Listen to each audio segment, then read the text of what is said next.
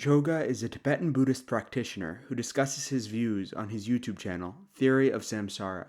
Today, he'll come on to discuss his outlook on life and the spiritual path. To begin, how would you define Buddhism?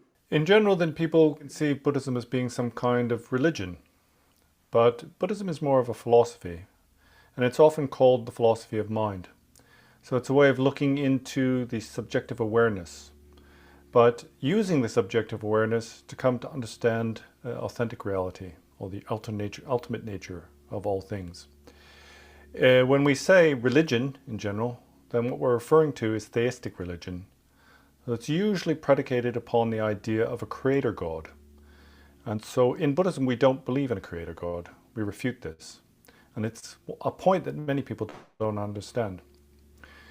And when people hear that, then they ask, well, where does everything come from if there is no God? Do you believe in the Big Bang, for example? And we have a similar problem when we explain the beginning of the universe with the Big Bang, as we do when we explain the universe as having been the creation of an independent God.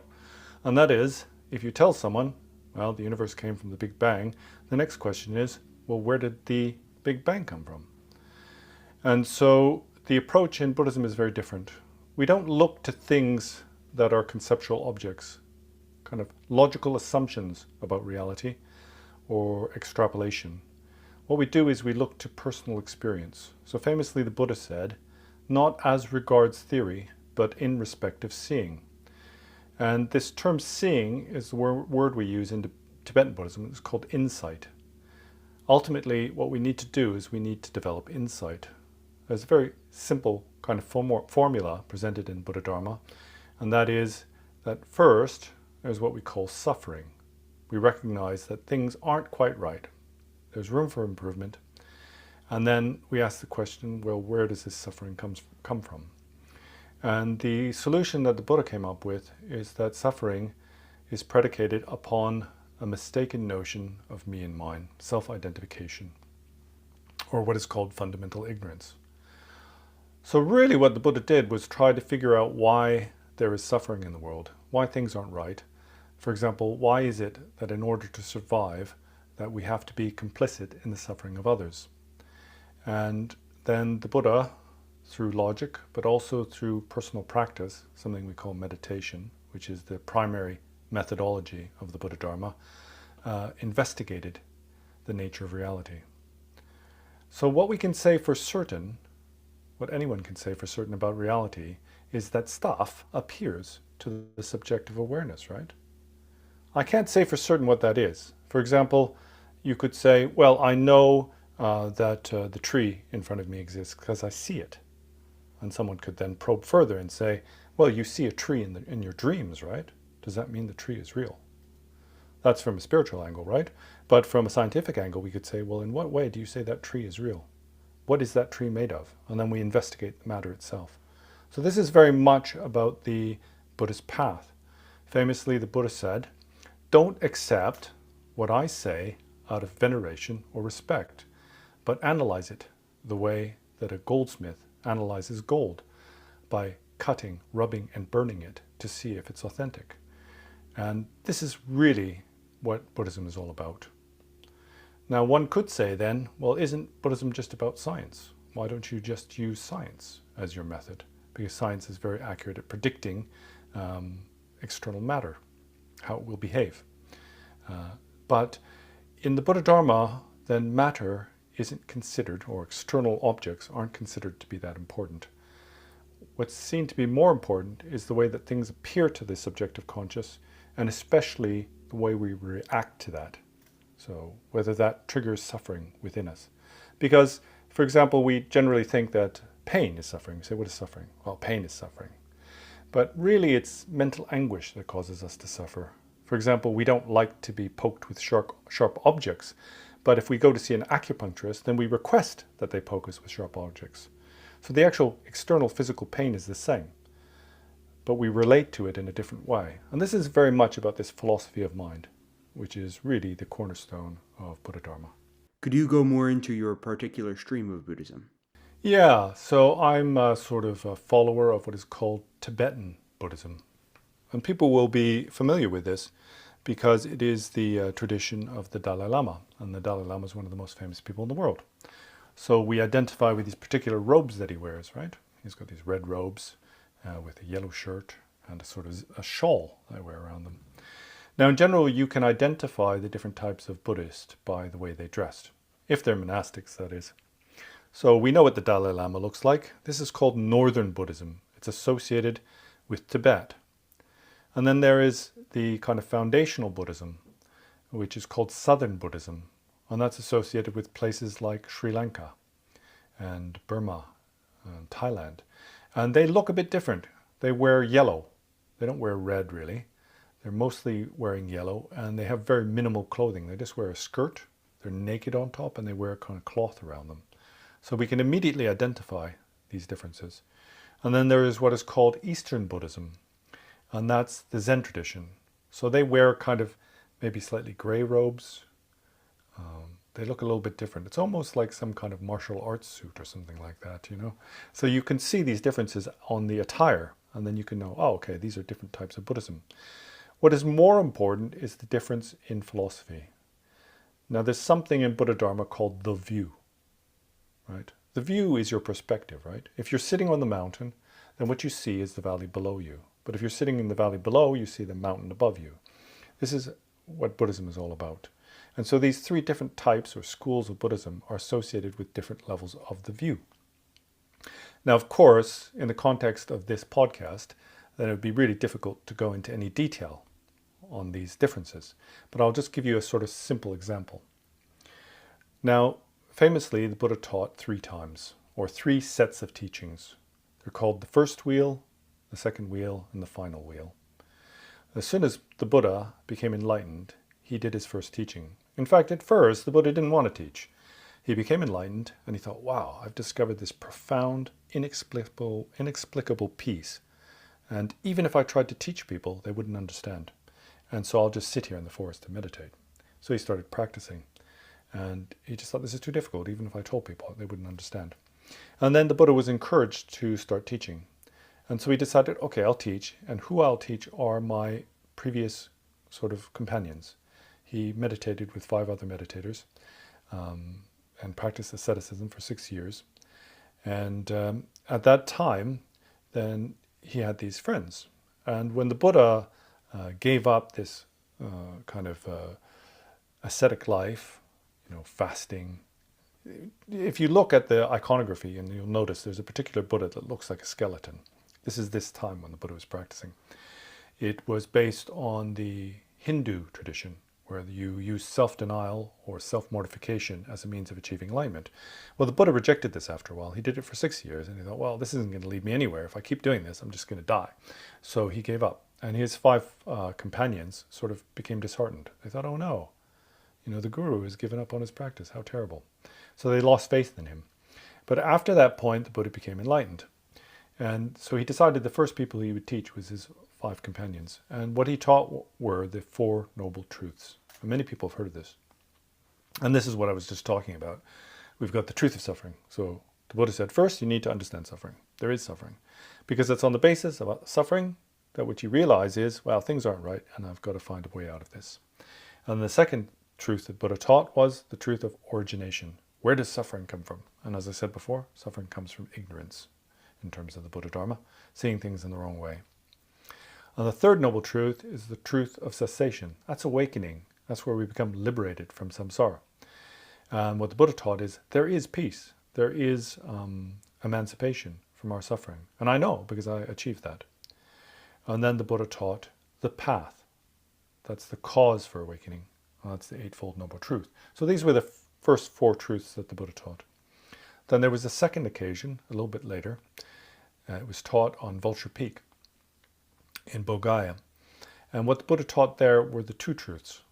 And this is the truth of relative reality and ultimate reality. So this is the provisional and the ultimate.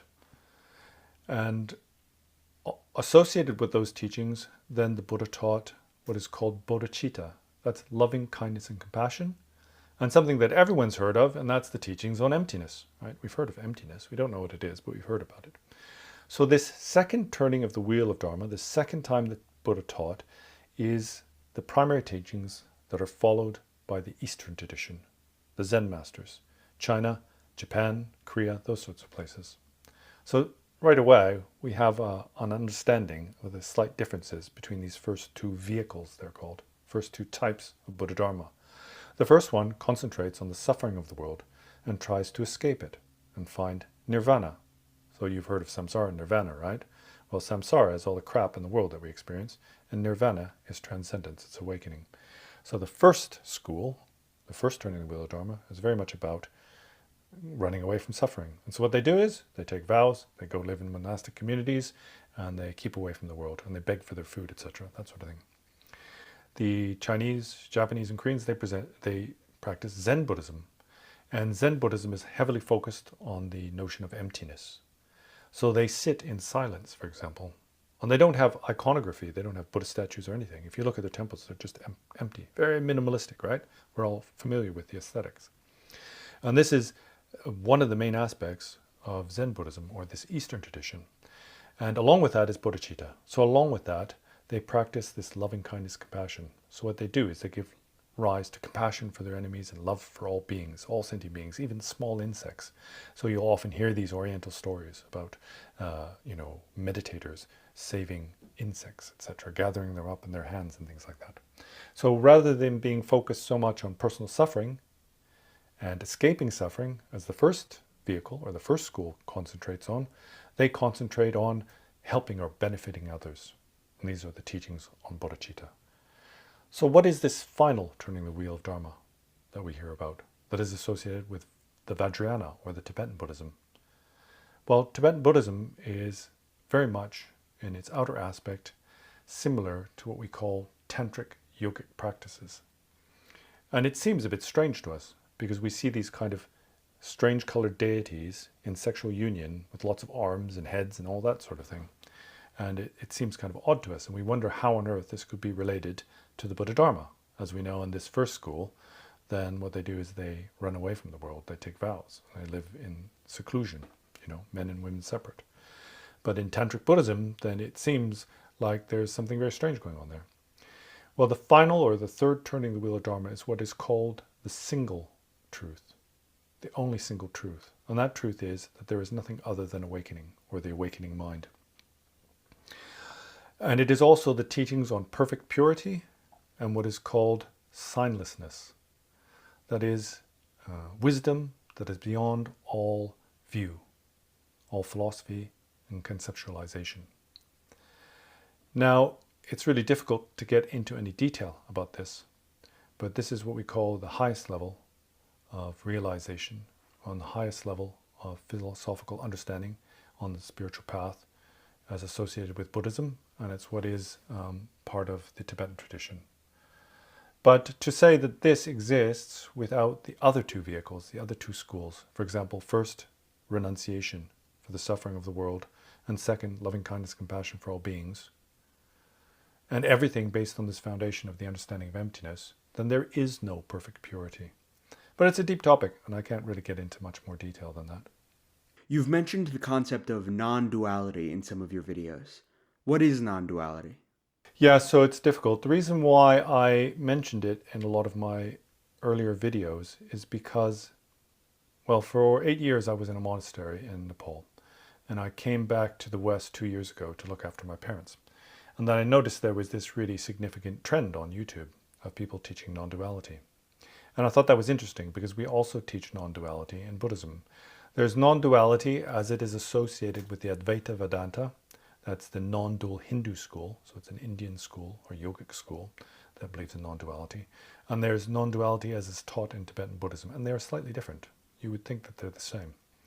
So this final single truth that we were talking about, the final teaching of the Buddha Dharma, the third turning of the wheel of the Dharma, is about perfect purity or signlessness. This signlessness is what we call non-duality in Tibetan Buddhism. In the Advaita Vedanta, this non-duality is a recognition that nothing is separate from Brahman.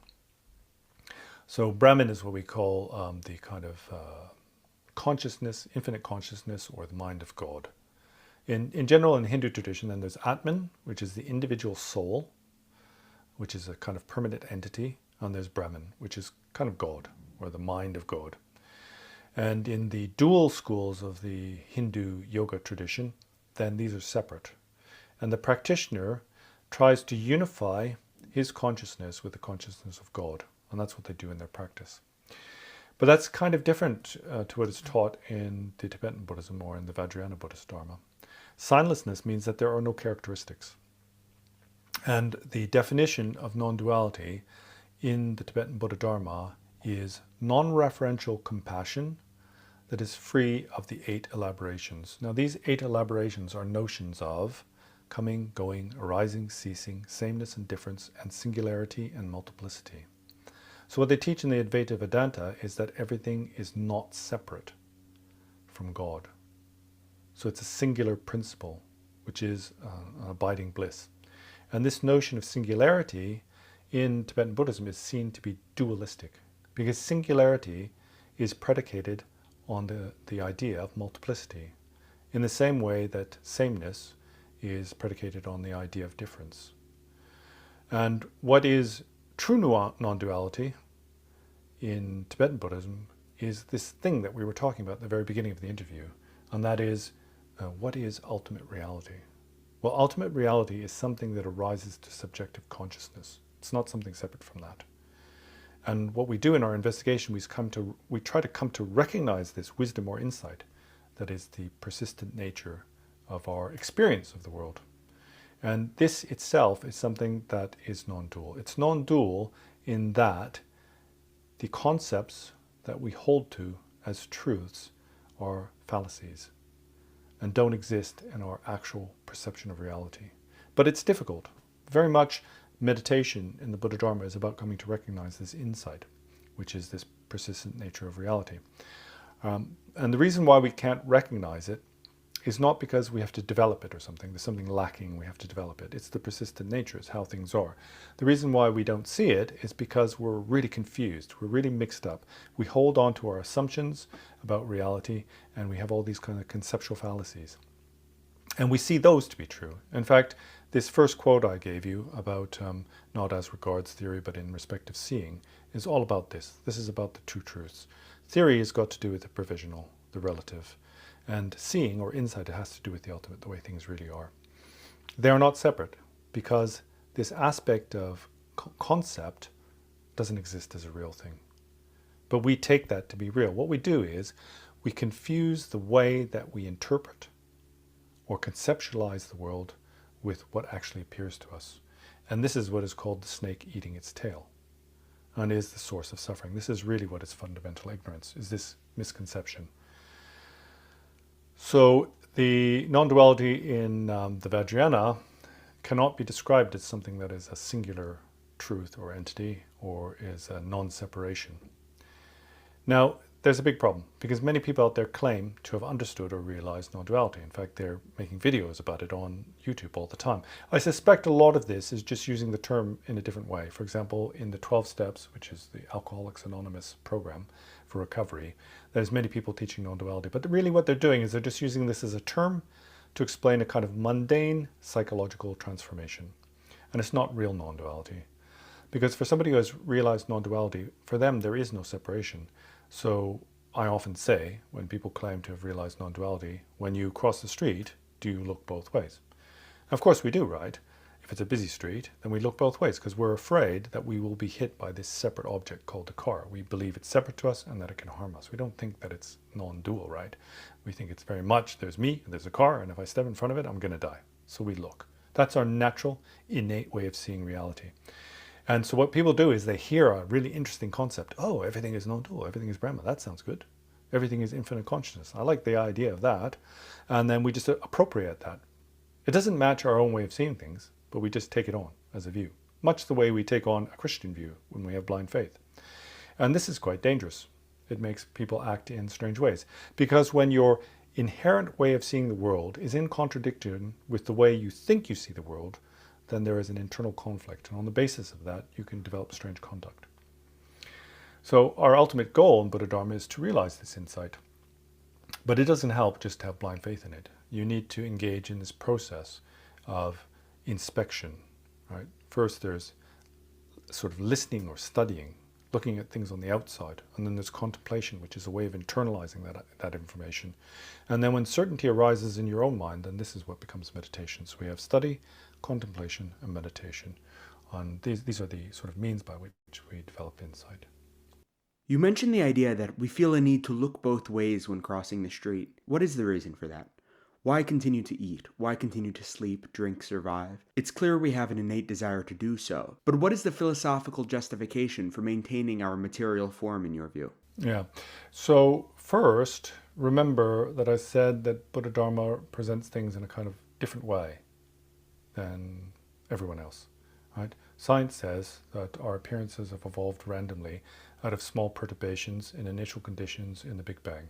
Because of these very infinitesimal, small variations in temperature, then we all have all the variation in the fabric of the universe that we experience now. And then in general, most scientists believe it's kind of random. And in Christianity, we say that the appearances arise because of the will of God. If God wants me to be happy, then I will be happy. If God wants me to suffer, then I will suffer, and I just have to accept that. In the Buddha Dharma, it's different. The entire premise is different. The appearances are illusory, and they arise from our own karma. So we have what is called mental formations. That's where we interpret the world, and we sort of develop this intent to act. And this perpetuates verbal, mental, and physical actions. And it's a consequence of these three, which is what we call karma, that we experience positivity and negativity. So for example, if I have this kind of nihilistic view, well, what's the point, right? What's the point in existence? Why should I continue suffering? I'll just take my own life. So what we're doing is we're enacting karma. We're taking a life, which is something seen to be naturally or inherently flawed. And so what that will do is it will perpetuate further and more intense suffering in the future. So there's no way to escape the wheel of samsara by trying to end it, because it's perpetuated by actions. And our trying to end the wheel of samsara itself is an action, and it's also an action that is based out of ignorance. And so by perpetuating ignorance, then we perpetuate suffering in the world. What the Buddha taught is we have to develop this kind of right view, and eventually right meditation, this right mental abiding. Something you need to understand about the Buddhist position, especially in the higher levels, or the sort of the Mahayana and Vajrayana interpretation, is there's something called the middle way. There's the middle way in the Hinayana, so that's Theravadan, and that's the middle way of conduct. That's got to do with avoiding extremes of like self-mortification and opulence. So not just falling into opulence and spoiling yourself, and also not trying to self-mortify or try to destroy the body or kill yourself, for example. There's these. But in terms of the view, then these are the extremes of nihilism and existence, or permanence and nihilism and nothingness. So what Buddhism is teaching is the true nature of reality. And the true nature of reality is said to not be predicated upon these two notions of existence and non-existence. Now, how can we interpret this in terms of modern science? Well, in modern science, then they need to explain how the universe came into existence out of nothing. Now, you've got a few problems there. One, did the laws of the universe pre-exist before the Big Bang? Most scientists believe that, right? If our view necessitates the idea that there are pre-existent conditions and laws, then those are taken to be permanent. This is a fault in Buddhism. And also the notion that there is a pre-existent state of nothingness is a fault. Because we have these two conceptual faults, we have the paradox of existence. And that is, if the universe was created by the Big Bang, what came before that? And in Buddhism, what we say is, you've asked the wrong question. The question is framed in the wrong context. Because the assumption of some non-existent state is fallacious, and the assumption of an existent, a stable or permanent state is also mistaken. And this is why we refute the existence of a creator God. Now you say, oh, okay, very fine, but how can you prove this? It's just an idea. For example, I read a paper, and it was a philosopher, and he said, well, the Buddha just came up with this alternative, because there's issues with nihilistic view, there's issues with an existential view. We all know this, and the Buddha said, okay, I'm going to create the middle way, which is between these two. That's not what the Buddha did. The Buddha came to realization through his own practice. But let's just try to prove this in the context of modern discovery. So now we have something called quantum mechanics. It's quantum theory. And the cornerstone of this is the uncertainty principle. And on the basis of this, then we've discovered that there's something called quantum uncertainty. And that is that the particles, the very particles that make up our material world themselves are in superposition. What does that mean? They don't exist in a particular state. We can think of a right-turning particle, an electron. We can think of a left-turning particle or an electron. We identify that as a right electron and a left electron, as something substantial and fixed. What we have discovered is that there is no such thing, that a particle is both left and right turning.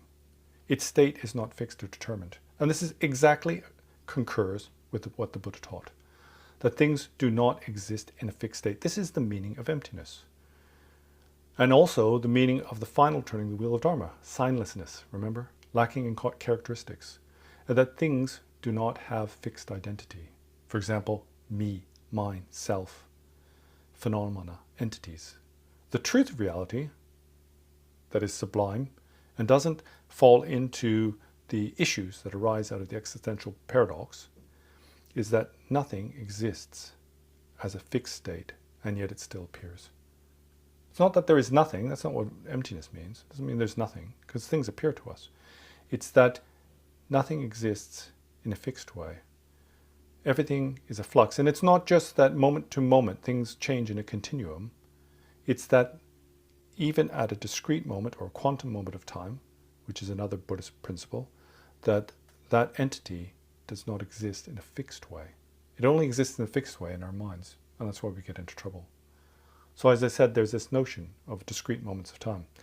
Well, if we look back to the foundational vehicle of the Buddha Dharma, this Hinayana or Theravadan Buddhism, the southern tradition, then they say that all external matter is not real. It's impermanent. It's not substantial. Why is it not real? Because it is made out of particles. It can be broken down. So I've got a stone. It looks solid to me, but I know if I take a hammer and break it up, go into powder, and if I break it up further using accelerating particles and things like that, we can get these fundamental particles. And so it has no identity. And then you ask them, well, what about those particles? Are they real? And they say they are quantum particles. They're indivisible. They're like one-dimensional particles. And so although they are substantial and permanent, because they're one-dimensional, and for example, one-dimensional objects can't interact, then they have no essence. And then they say, well, what is internal experience? Mind, consciousness. And they say that to us, our consciousness appears as a stream or a continuum of events. But in reality, it is discrete moments. They are what are called quantum time moments of experience. And because of that, then consciousness itself is not something substantial or permanent. It's merely a succession of indivisible or kind of temporally one-dimensional events. This isn't the exact position that's held by the other schools of Buddha Dharma, but as you can see, it very kind of concisely explains the reason why nothing is substantially existent. Really in the higher levels, for example in the Vajrayana, then this notion of quantum existence is more kind of precise to define the way we see it. I'm curious about how pleasure works into this view. Is it part of suffering? Does it lead to suffering? I understand the concept of the middle way you brought up, but how far does this go? Does it merely mean we should keep ourselves properly satiated, or should we actively seek worldly happiness? Yeah, so the middle way again, there's middle way of conduct, middle way of view, and middle way of meditation. And so we shouldn't destroy our bodies, for example. In terms of conduct, then we shouldn't get to the view of self-mortification. This is the view of the Jain tradition. So if you've heard of the Jains, then they practice ascetic practices, right? Like they fast and things like that. In fact, the founder of the Jain tradition died of starvation, and so did both of his parents. So they feel that you purify the body by denying it, or for example, subjecting it to heat and discomfort. That in that way you sweat out or purify your sin. In fact, they say if you're reducing your sin, you can weigh the body, and if it's lighter, it has less sin. So we refute this in Buddha Dharma, that you shouldn't deny the body, that you have to. You have to find this middle way. And if we just look at my experience of the Theravada tradition, then they are, they kind of live a very simple life, but they don't believe in this kind of self-denial to that extent. In fact, I have a friend, he's a Burmese of the Burmese tradition, and he says that what they do is they all have a hobby, because they sit in samadhi, they're doing meditation, they're really diligent, they spend hours and hours meditating, but they have to take a break in order to replenish the body. And part of this is, for example, many of them will take up a hobby, and that might be sewing, or he makes kind of furniture out of driftwood and that sort of thing. So this is kind of associated with what you say is pleasure. But you have to kind of understand a very fundamental principle of the Buddha Dharma to get deeper on this point. And that is that virtuous acts that are done with some level of clinging to the mundane world, then they result in experiences of pleasure or well-being in the future. In the mundane world, it's not transcendence, right? And then non-virtuous acts, which of course are going to be associated with some kind of clinging, right? When you have negativity, then they lead to unpleasurable or suffering experiences in the mundane world. Now there's a point you touched on here. For example, you said, is pleasure itself suffering? Well, there are three types of suffering as taught in the Buddha Dharma. There's the suffering of change, and what is called the all-pervasive suffering of the composite. That's a bit difficult to understand, but the suffering is easy.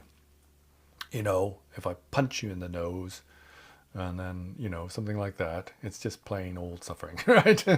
Or especially if, for example, somebody's on get sort of hard luck, right? Hard luck case, and they lose their house, and then because of that they lose their bank account, and then things just get worse and worse and worse. It just gets worse and worse. It's suffering upon suffering. So you can think about it in that way. It's all this coarse suffering. And there's what is taught to be the suffering of change, and that's where, for example, I think, I really like chocolate cake, or something like that, or pizza, fatty foods. And so I eat too much, and it makes me really unhealthy. And eventually I'll get really sick, or I'll have coronary problems, like hardened arteries and all that sort of thing, right? So that's the suffering of change. So what it's taught is we don't really need to, when the Buddha said, first you need to understand suffering, he didn't really mean the suffering, me punching you in the nose, right? Because it's like everybody knows that. Even small insects, they try to avoid pain and stuff like that. What the Buddha was saying is we need to understand this suffering of change. That if we indulge, or let's say overindulge, in our sense pleasures, then it's going to lead to suffering. Now, ultimately, wisdom or insight is understanding this third type of suffering. That's the all-pervasive suffering of the composite. It means that all composite phenomena are inherently suffering in their nature. But it's only noble beings who understand that. Noble beings see the mundane world to be intolerable, and they understand that it only leads to suffering. The analogy given is that if you have an eyelash in your hand, you don't feel it, right? But if you put it in your eye, it's really painful. So noble beings are like that. They're very sensitive to the suffering of others, and they find it intolerable. But the short answer is you don't have to deny yourself. You don't have to engage in self-mortification, as many traditions do, like whipping yourself and that sort of thing. But also you have to be careful of falling into the extreme of opulence, just spoiling yourself with the sense pleasures, because that will just distract you. But the third thing to understand is, as someone's spiritual practice evolves, then naturally your taste for the sense pleasures will reduce, because what you will have is the experience of joy of meditation, what we call the sort of bliss of samadhi, meditative absorption. And this will be recognized as lasting happiness and peace and fulfillment. And so it will naturally replace or supersede our usual identification of what pleasure is. So what exactly is a noble being? Is it all humans, humans prone to enlightenment, transcendent beings? So in essence, all sentient beings are noble because they have what is called the Buddha nature. So we've got this Tathagata, this essence of enlightenment, and all beings have this. Why do we have it? Because that is what we call the nature of mind. So we've got the nature of mind, which is this natural state of naked awareness, that's perfect purity. But on top of that, we have these temporary stains, what we call the extrinsic stains. And these obscure this luminosity of mind.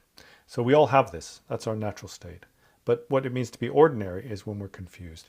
So we've got to look at a couple things here. We had these concepts that I brought up, samsara and nirvana. We think of samsara as the world, right? You know, some kind of city in America where people are shooting each other. And we think this is mundane world, it's terrible. Drug dealers and corporate business ripping us off, all that sort of thing. We think that's the mundane world. And then nirvana is like some kind of lotus floating in the clouds where everybody is going, oh, and immersed in bliss. Okay, that's not what it is. And then there's the mundane and the transcendent. Transcendent is where we awaken. Yeah? So what is the difference? Well, suffering is where there is fundamental ignorance. So where there is self-identification of me and mine, self and other, then on the basis of that there is suffering, and that is mundane. So a noble being, somebody who has transcended this, could walk into a dirty city in the United States of America, and they wouldn't experience the mundane world. They would have a non-referential compassion for all the people suffering there, but they wouldn't experience the mundane world, whereas somebody there next to them would experience the mundane world. It's about the way of thinking. So your question was, what is a noble being? A noble being is a being who has realized no self. They've overcome their fundamental ignorance. They no longer have self-identification of me and mine and self and other.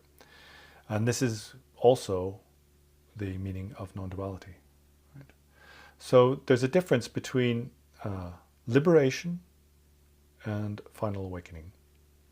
Someone who is liberated has left the mundane world in that they will no longer suffer. But they are not a fully enlightened Buddha. And they still possess what are called subtle cognitive obscurations. That means they still possess some level of duality. So these noble beings, or what we call bodhisattvas, they work for the benefit of sentient beings. So for them, there is still a conceptual idea that there are others who need to be helped. But they have no personal self-identification, so they don't experience any suffering or pain. And then the ordinary beings are those who still have duality, those who still have self-identification, and those who still have suffering, whereas noble beings don't have suffering. And there's two different ways of interpreting noble beings. One is in line with the foundational vehicle, right? The Southern Buddhism, and that is an arhat. A noble being is an arhat. So that's somebody who has basically become awakened and no longer suffering. And when they die, they will not be reborn in the world. But in the Mahayana, the second and third turning of the wheel of Dharma, then a noble being is a bodhisattva. And a bodhisattva is someone who only works for the benefit of others and has no self-concern. And there are ordinary bodhisattvas, and there are noble bodhisattvas. Ordinary bodhisattvas are those who have given rise to the wish, the sincere wish, I'll do everything I can to benefit all sentient beings and have no concern for myself. But they still suffer themselves personally because they haven't accomplished this stage of no self, realization of no self or emptiness. But they're called bodhisattvas because they've entered the path of bringing benefit to others. So there's some slight difference there.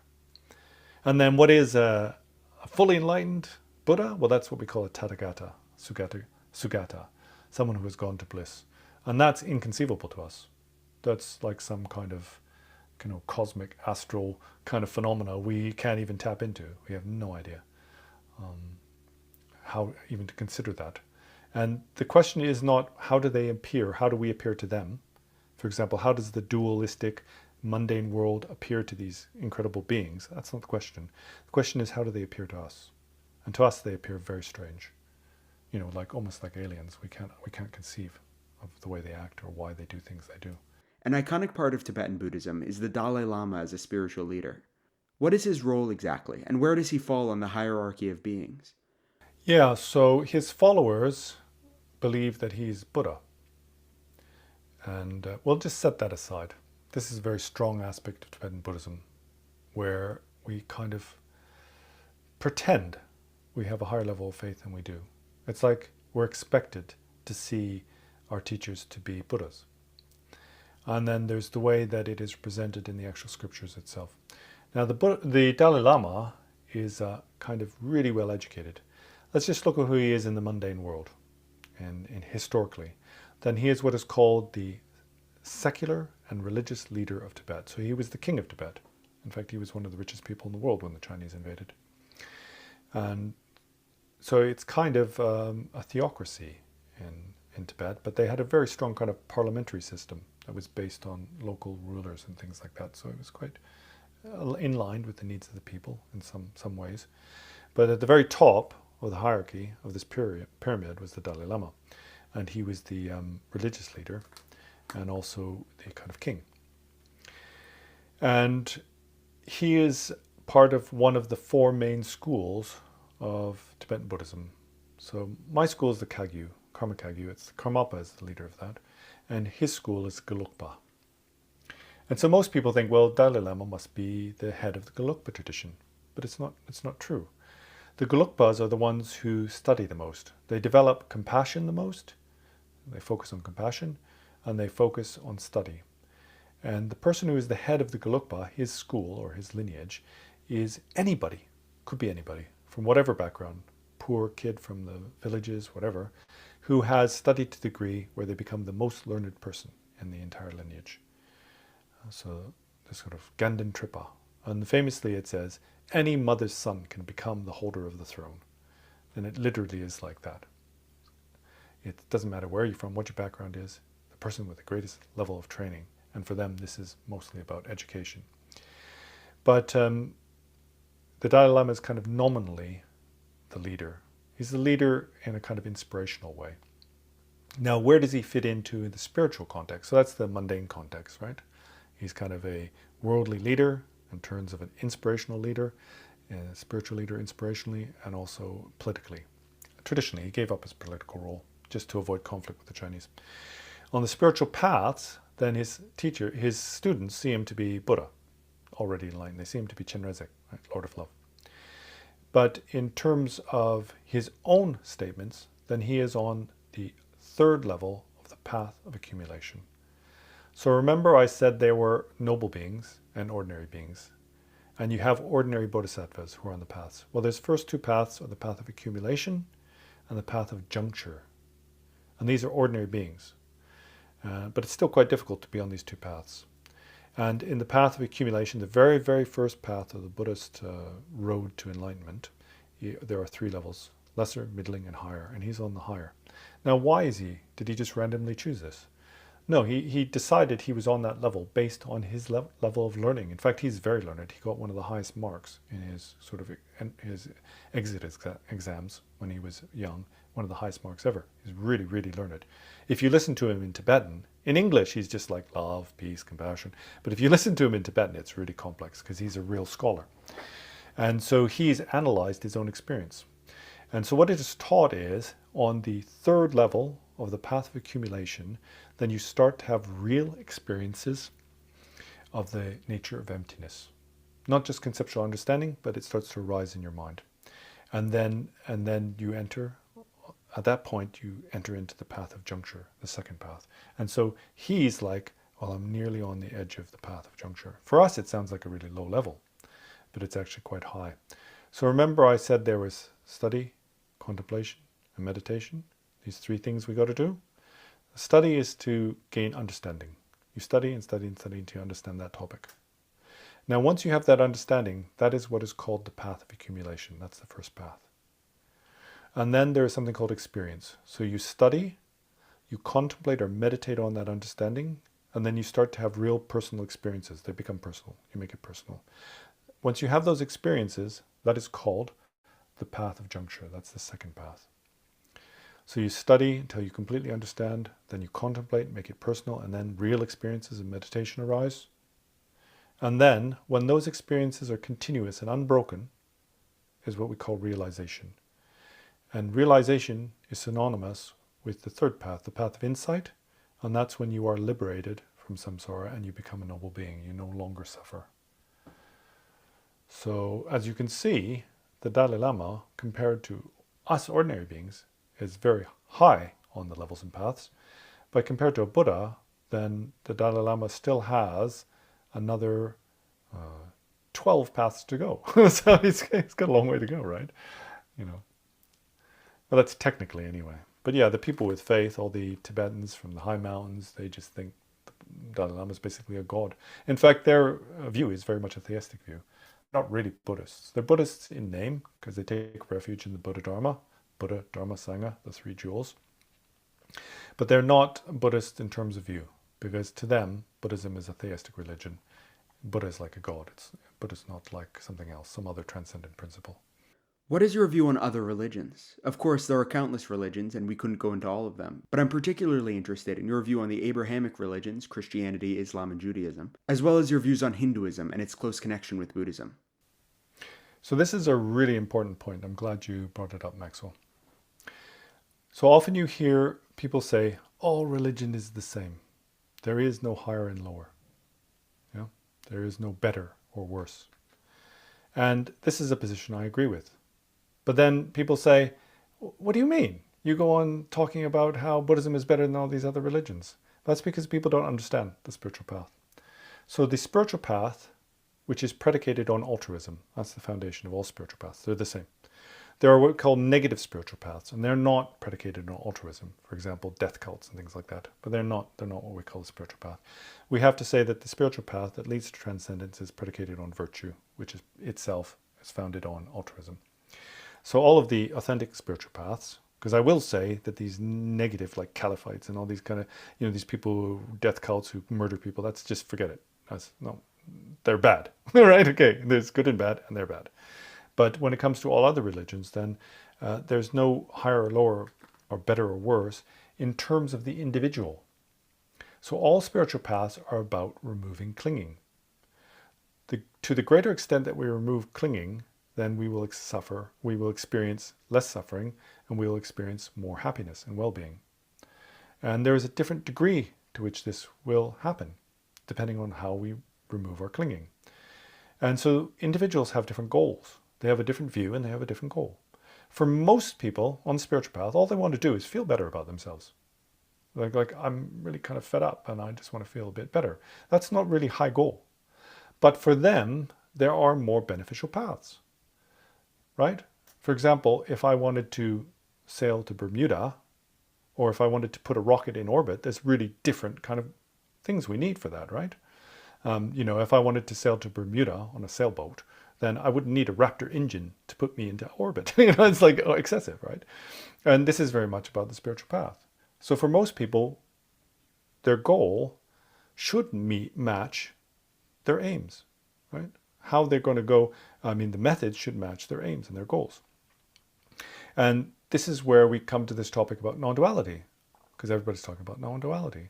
For example, I'm an alcoholic. I want to get over my addiction, and I want to feel better. And so provisionally we give them this term called non-duality, but actually to try to develop non-duality itself is totally excessive for that.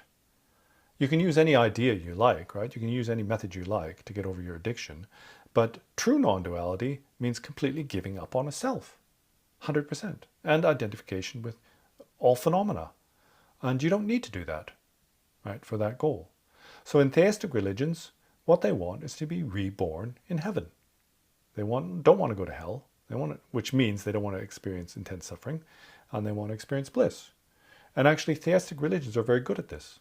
Right? We don't need to know what came before God if we want to be born in heaven. And this is also what it's taught in the Buddha Dharma.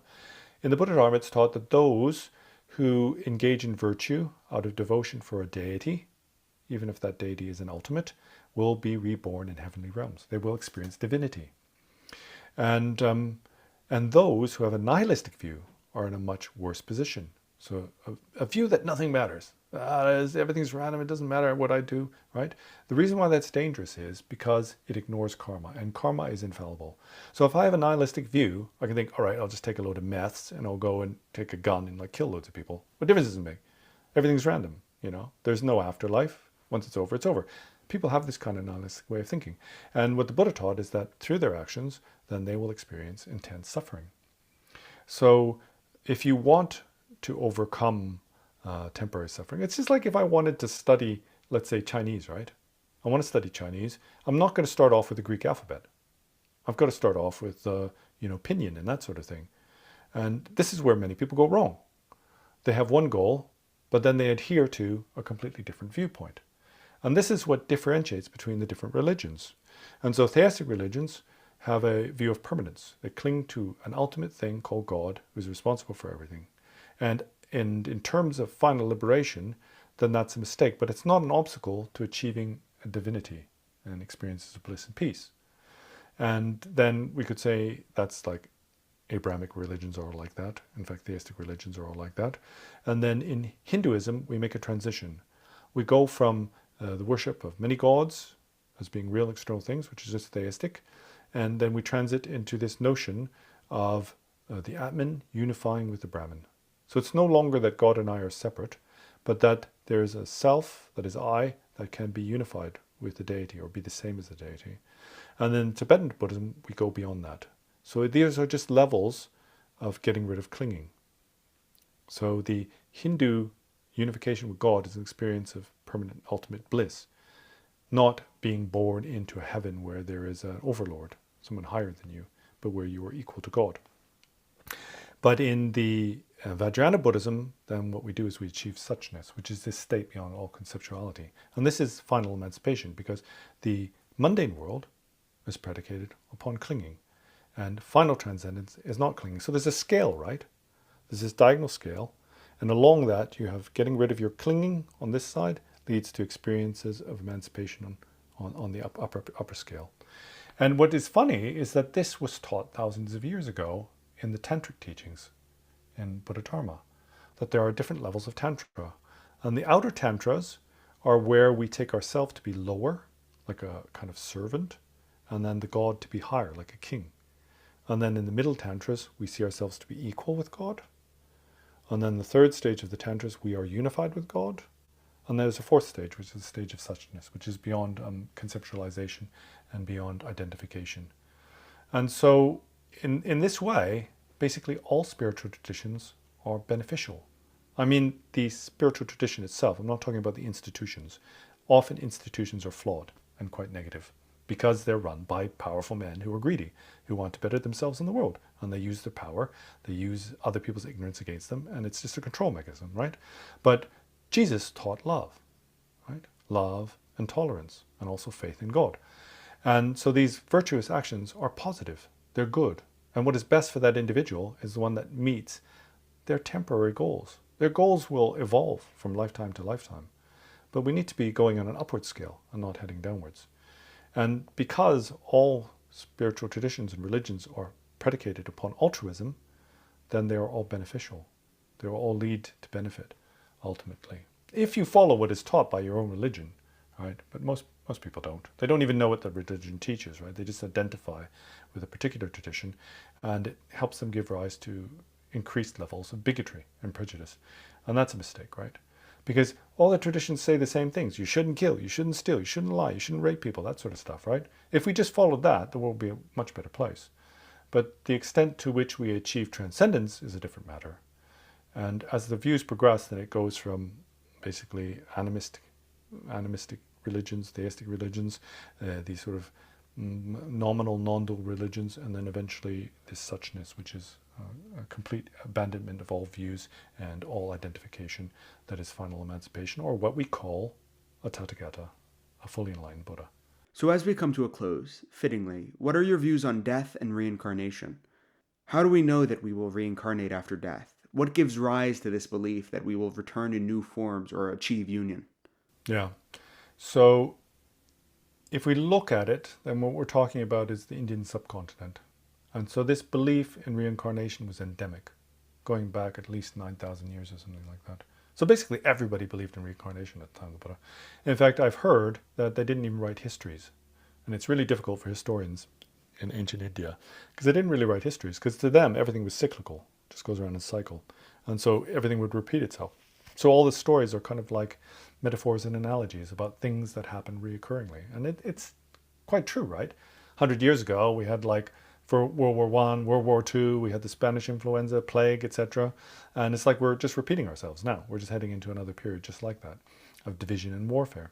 So they very much had this idea. And so everybody accepted it. The Buddha didn't need to convince anybody.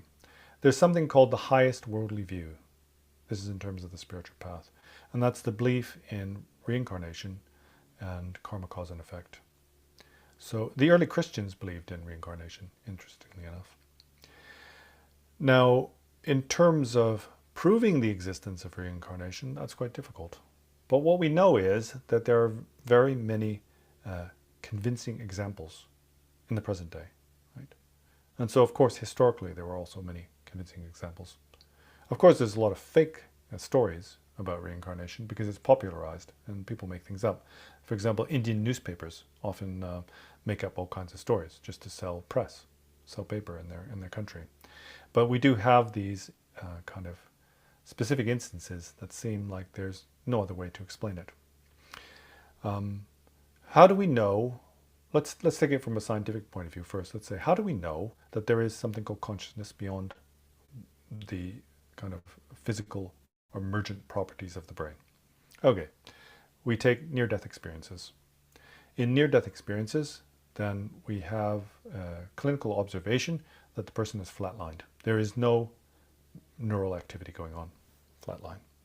But there are many cases of people who can explain what happened at that time in great detail.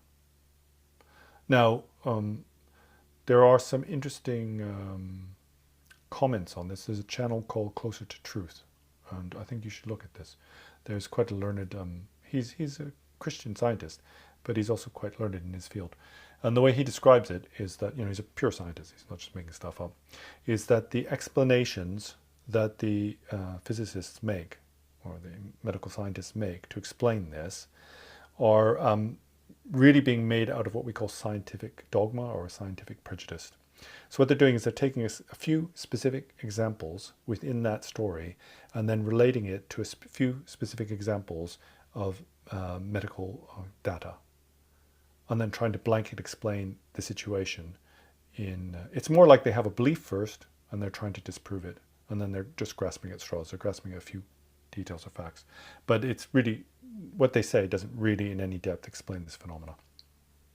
And he's a scientist, right? So he knows better than I do. But what we do know that there's many experiences and there's many stories, and that people can tell exactly what happened in the room. They even look down on their own body. It's something I've experienced myself when I was younger, and they can say what the doctor was doing. He looked at his wristwatch in great detail. So we know that by this we can infer. We don't have conclusive evidence, but we can infer, near conclusive evidence that the body or the mind experience, subjective experience, can exist outside of the context of just emergent properties of the brain. That's one. Now there's some research, I think, from the University of Virginia on reincarnation. They weren't actually researching reincarnation. It wasn't parapsychology or anything like that. They were doing a study on personality.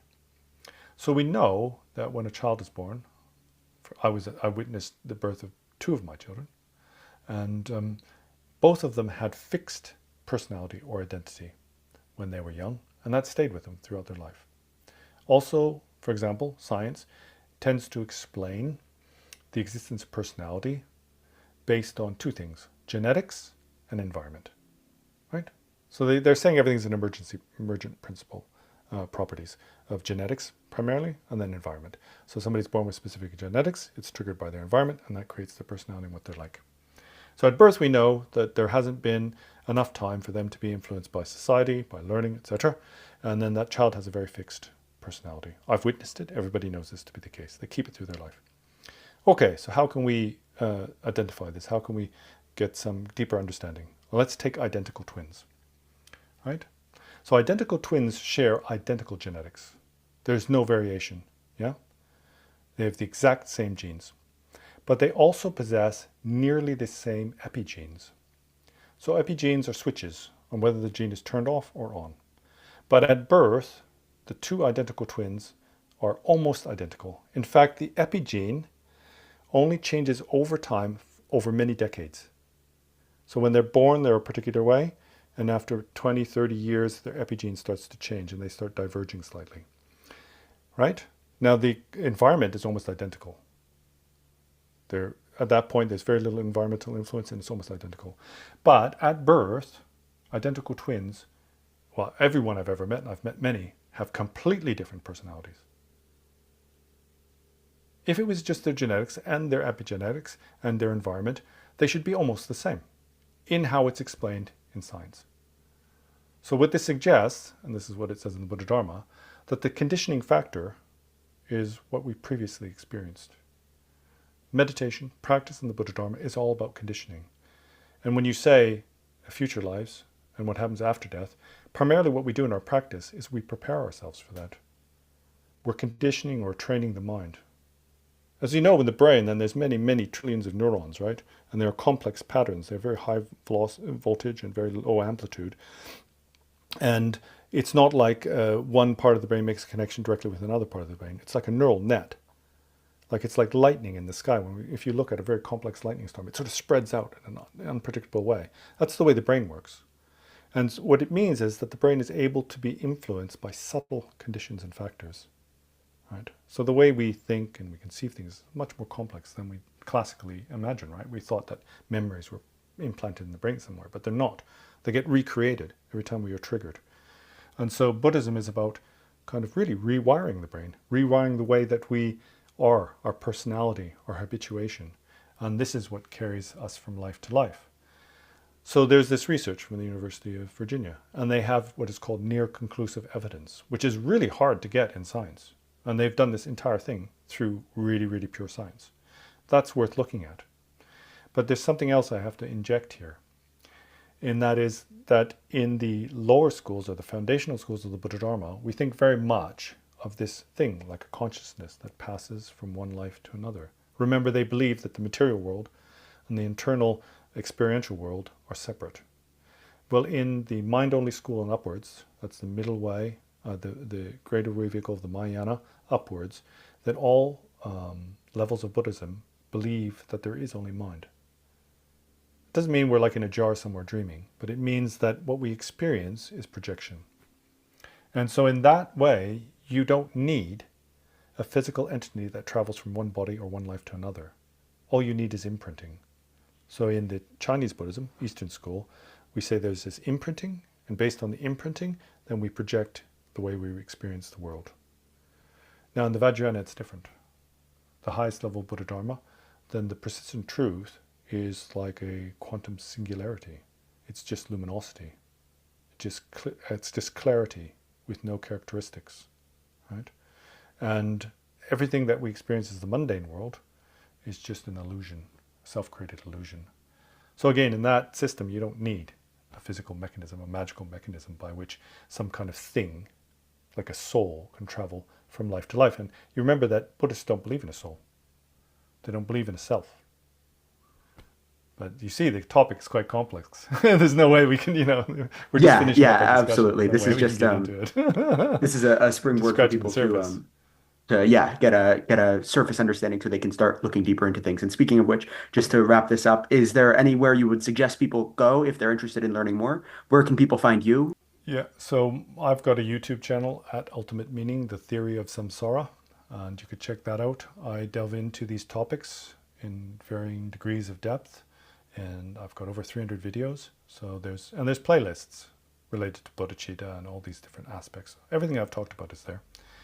And then there are other links to my social media, etc., which you can check out. There's a lot of good resources on the internet, but be careful because there's also a lot of disinformation. There's a lot of people who've just heard a few ideas and they're just kind of regurgitating it without having any personal experience. But there are many resources, so you can look up these resources. There's a guy on a channel called Dharma Bum Productions, and he actually laid out some of these resources on his channel. So I suggest you look at that. He's in California. And there's some really, there's lots. For me, I tend to use the Tibetan sources now because I'm a Tibetan speaker and it's much richer and much deeper. But I know there's a lot in English. For example, there's Sadra Foundation. They're very good. Shambhala.